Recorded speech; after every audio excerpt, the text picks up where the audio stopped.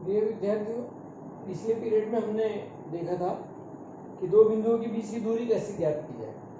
प्रश्न संग्रह 5.1 के पहले वाला भाग जो था उसके हमने कुछ गणित यहाँ पर हल करके आपको समझाया था। अब हमको क्या करना है कि इस प्रश्न संग्रह का दूसरा भाग देखें। दूसरे भाग में जो प्रश्न पूछा गया है वो है, नीचे दिए गए बिंदु एक रेखीय है या नहीं, इसकी जांच कीजिए। बिंदु एक रेखीय के लिए क्या चाहिए? देखिए, जब हम कोई रेखा या रेखाखंड खींचते हैं या रेखा पर जब हम कोई तीन बिंदु स्थापित करते हैं, ये बिंदु एक रेखीय है, इसके लिए जो 9वीं कक्षा में हमने पढ़ा है वो कुछ इस तरह से पढ़ा। देखिए, ए डैश बी डैश सी, इसका अर्थ ये है कि बिंदु ए बी सी एक रेखीय बिंदु है तथा बिंदु बी या ए और सी के मध्य में है। इसलिए हमको यहाँ पर बिंदु ए बी तथा सी तीन बिंदुओं के निर्देशांक दिए गए हैं और ये तीनों बिंदु एक रेखीय है अथवा नहीं, इसकी जांच करना है। इसके लिए हमको क्या करना है कि हमको पहले दो बिंदुओं के बीच की दूरी ज्ञात करना है। जैसे बिंदु ए बी के बीच की दूरी ज्ञात करना है, दूरी ए बी। इसके बाद हम दूरी बी सी ज्ञात करेंगे और उसके बाद हम दूरी ए सी ज्ञात करेंगे। तीन दूरियां ज्ञात करने के बाद हम ये देखेंगे कि कोई भी एक दूरी यह अन्य दो दूरियों के योगफल के बराबर है। जैसे अगर ए बी सी एक रेखीय बिंदु है तो इसका अर्थ है कि ए सी बराबर ए बी धन बी सी। ये ध्यान रखिए, यहाँ बिंदु हमने एक रेखा निकाली है, इस रेखा पर तीन बिंदु स्थापित किए हैं। इन तीन बिंदुओं को हम कह रहे हैं कि एक रेखीय बिंदु है। इसका अर्थ है कि दूरी ए सी, बिंदु ए तथा सी के बीच की दूरी बराबर दूरी ए बी धन दूरी बी सी। इस तरह से अगर हमको ये ज्ञात करना है कि तीन बिंदु एक रेखीय है अथवा नहीं, इसके लिए हमको क्या करना है, हमको बिंदुओं के बीच की दूरी ज्ञात करना है। दूरी ए बी ज्ञात करेंगे, दूरी बी सी ज्ञात करेंगे और दूरी ए सी ज्ञात करेंगे। जैसे पिछले भाग में हमने दूरी सूत्र का उपयोग करके दो बिंदुओं के बीच की दूरी ज्ञात की, ऐसे ही हम दो बिंदुओं के बीच की दूरी ज्ञात करेंगे और फिर देखेंगे कि इन्हीं दो दूरियों का योगफल तीसरी दूरी के बराबर हो तो हम कहेंगे कि बिंदु एक रेखीय है अथवा हम कहेंगे बिंदु एक रेखीय नहीं है। इसके अंतर्गत चार गणित दिए गए हैं, इसमें से एक गणित हम आपको सॉल्व कराना चाहते हैं। तो सबसे पहले ये दूसरे गणित के पहले गणित का हल शुरू करते हैं। तो इसमें ए के निर्देशांक 1 ऋण 3 दिए हैं, बी के निर्देशांक 2 ऋण 5 दिए और सी के निर्देशांक ऋण 4 7 दिए। तो हमने अब जैसे कि अभी आपको बताया कि हम पहले दूरी ए बी ज्ञात करेंगे। दूरी ए बी के लिए तो माना कि दूरी ए बी के लिए हम क्या करते हैं, बिंदु ए के निर्देशांक मान लेते हैं x1 y1। बिंदु ए के जो निर्देशांक दिए गए 1 ऋण 3, इसको हम x1 y1 मान लेते हैं। और जो बिंदु बी के निर्देशांक दिए गए हैं 2 ऋण 5, इसको हम x2 y2 मान लेते हैं। मतलब x1 y1 मानते हैं और इसको x2 y2 मानते हैं। अब हमको दूरी ए बी ज्ञात करना है, तो दूरी ए बी के लिए हम सूत्र लिखेंगे ए बी बराबर वर्गमूल x2 ऋण x1। इस सूत्र आपको याद हो गया होगा, x2 ऋण x1 का वर्ग धन y2 ऋण y1 का वर्ग। x2 ऋण x1 का वर्ग धन y2 ऋण y1 का वर्ग बराबर वर्गमूल x2 का मान देखिए बराबर, इस तरह से तुलना कर सकते हैं। x2 का मान है 2, x1 का मान है 1, तो x2 ऋण 1 है मतलब 2 ऋण 1 का वर्ग बराबर मान देखकर आप लोगों को बराबर मान रखने हैं और मान रखकर जोड़ना घटाना और उसका सरलीकरण करना ध्यानपूर्वक करना है। y2 ऋण y1, देखो y2 का मान कितना है ऋण 5, इसलिए इसको हमको बड़े कोष्ठक में लिखना पड़ेगा ऋण 5 और इस सूत्र का ऋण 5 ऋण और y1 का मान है ऋण 3। देखिए, इसको लिखते समय थोड़ा सा हमने दो कोष्ठक का उपयोग किया है और इसका वर्ग। ये वैल्यू ध्यान रखिए, x2 का मान है 2 और x1 का मान है 1, इसलिए 2 ऋण 1 का वर्ग धन y2 का मान है ऋण 5 ऋण y1 का मान है ऋण 3, ऋण 5 ऋण 3 का वर्ग। थोड़ा सिंपल करते हैं इसको, इसके अंदर ज्ञात करने के लिए वर्गमूल 2 ऋण 1 का वर्ग धन ऋण 5 ऋण 3 का वर्ग।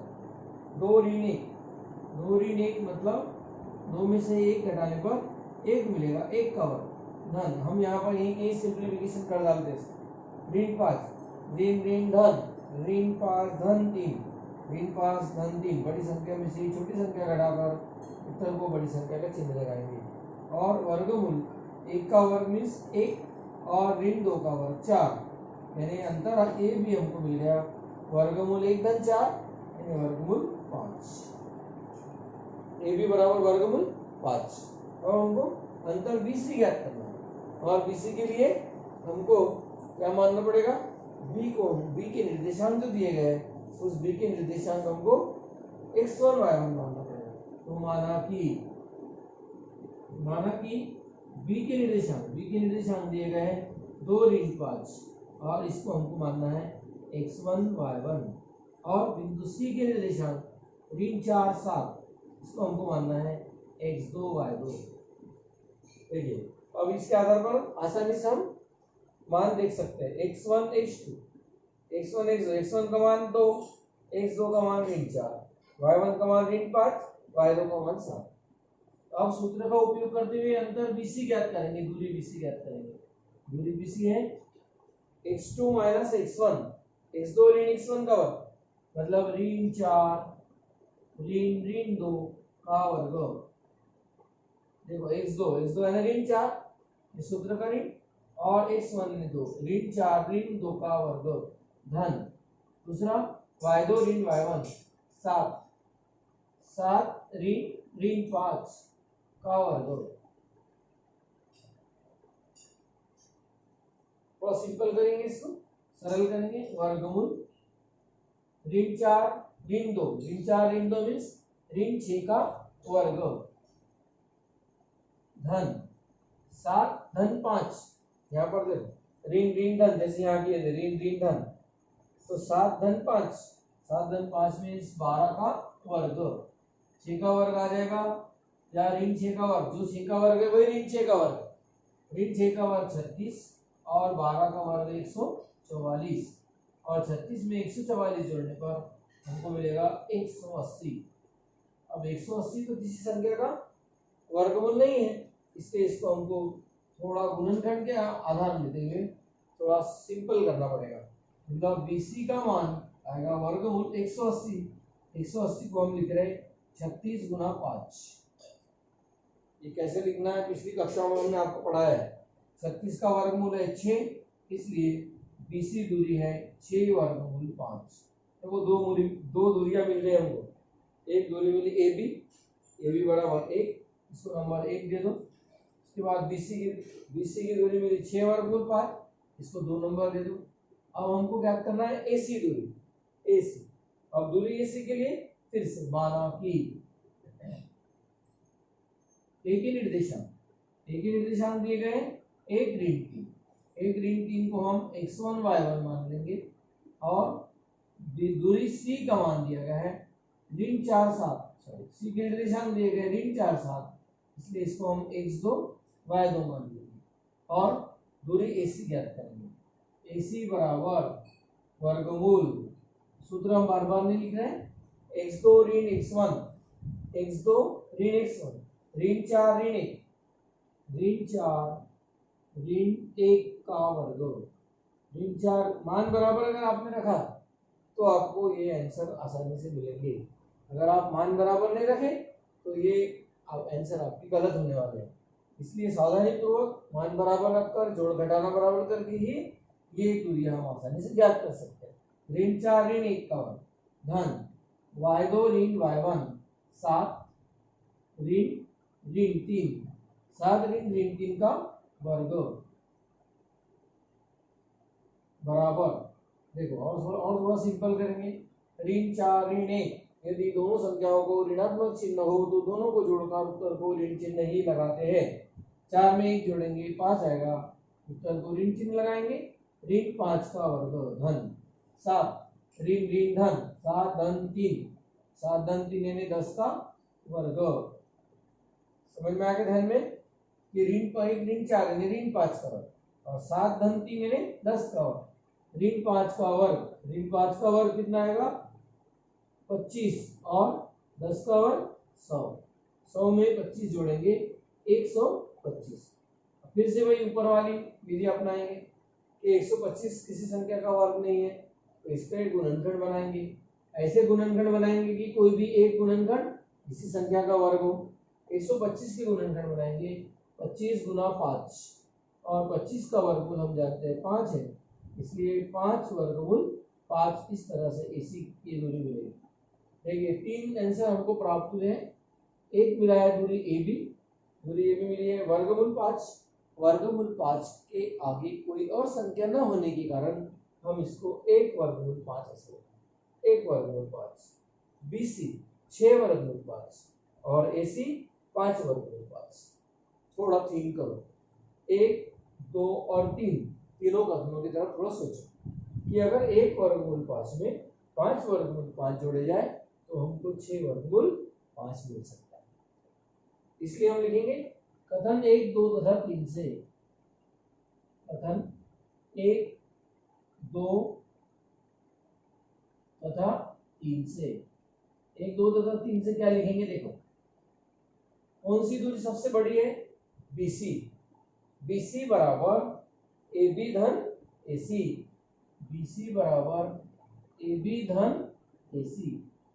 यानी अर्थात क्या है कि अगर हम दूरी AB तथा दूरी AC को जोड़ते हैं तो हमें दूरी BC प्राप्त होता है। और आपको पहले समझाया था, यहाँ पर हमने भी मिटा दिया कि यदि कोई भी दो दूरी का योगफल तीसरी दूरी के बराबर हो तो हम कह सकते हैं कि बिंदु एक रेखीय है। इसलिए हम यहाँ लिखेंगे, इसलिए बिंदु ABC एक रेखीय बिंदु है।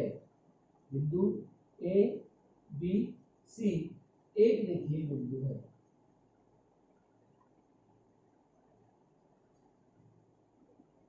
इस तरह से हम ये इन प्रश्नों को हल कर सकते हैं। एक बार थोड़ा जल्दी रिवीजन करते हैं। तीनों निर्देशांक दिए गए, तीन निर्देशांक में बिंदु ए के निर्देशांक को x1 y1 माने, b को x2 y2 माने, इसके आधार पर ए भी ज्ञात किए सूत्र का यूज करके। इसके बाद BC दूरी ज्ञात करने के लिए b और c को हमने x1 y1 x2 y2 माना तथा BC की दूरी ज्ञात किया 6 वर्गमूल 5। उसके बाद AC दूरी ज्ञात की 5 वर्गमूल 5। और हमने देखा कि कथन 1, 2 तथा 3 के आधार पर कोई भी दो दूरी तीसरी दूरी के बराबर है। कौन सी दूरी बराबर है? तो दूरी BC या AB तथा AC को जोड़ने पर प्राप्त होती है। इसलिए हम कहेंगे कि बिंदु ABC एक रेखीय बिंदु है। इस तरह से आप लोगों को यहाँ दिए गए बाकी गणित हल करने, जैसे गणित नंबर 2 दिया है यन, तो अपने को LM दूरी ज्ञात करनी पड़ेगी, MN दूरी ज्ञात करनी पड़ेगी और LN दूरी ज्ञात करनी पड़ेगी। यदि कोई भी दो दूरी तीसरी दूरी के योगफल के बराबर हो या कोई भी दो दूरी का योगफल तीसरी के बराबर हो तो हम कहेंगे बिंदु एक रेखीय है।